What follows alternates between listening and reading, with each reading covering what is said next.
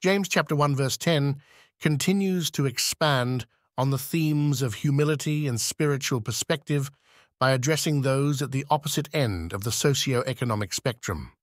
But the rich, in that he is made low, because as the flower of the field he will pass away. This verse complements the previous discussion about the lowly brother by turning attention to the wealthy, providing an essential counterbalance in understanding how believers are to view temporal blessings and status. This passage serves as a reminder to those who are rich in worldly terms that they too must adopt a posture of humility. The phrase, "in that he is made low," suggests a voluntary lowering of oneself, recognizing that earthly riches do not elevate one's spiritual status before God. This is an essential insight, as wealth can often lead to an inflated sense of self-importance or independence from God. James challenges this perspective by likening the life of a rich person to the flower of the field, which, despite its beauty and apparent strength, inevitably fades and dies.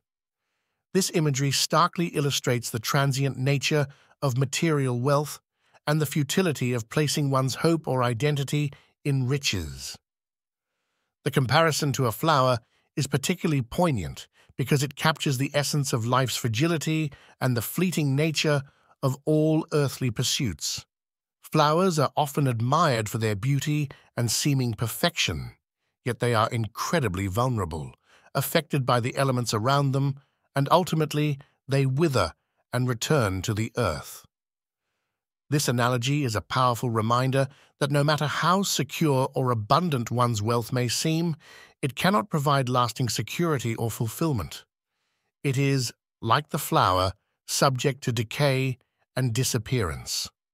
For the rich, this verse calls for a deep spiritual reflection on the source of their security and identity.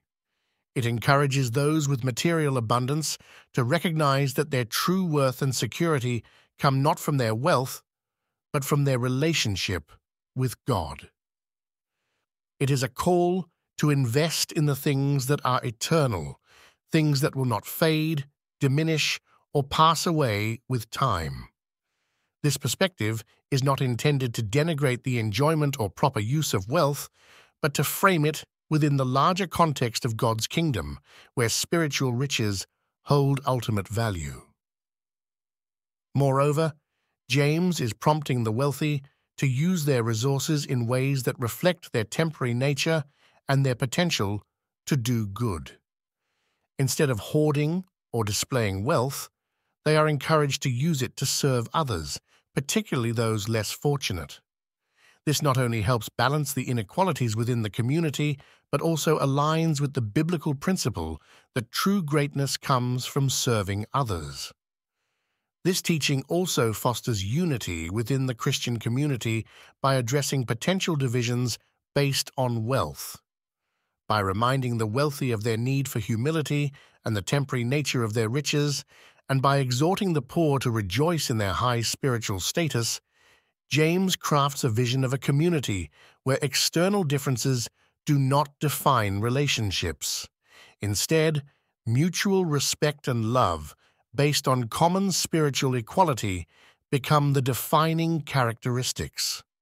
In practical terms, embracing this perspective means that wealth should be held with open hands, viewed as a tool for furthering God's purposes rather than as a personal security blanket or a means of self-aggrandizement. It encourages a lifestyle of generosity, stewardship, and compassion, where the accumulation of wealth is not an end in itself, but a means to support the work of the church, aid those in need, and spread the gospel.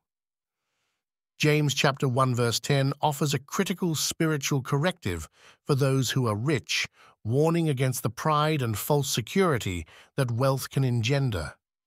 By encouraging the rich to embrace humility and recognize the fleeting nature of their earthly riches, James not only guides them towards a more spiritually healthy attitude, but also helps cultivate a community where all members, regardless of their economic status, can find their true value and purpose in God.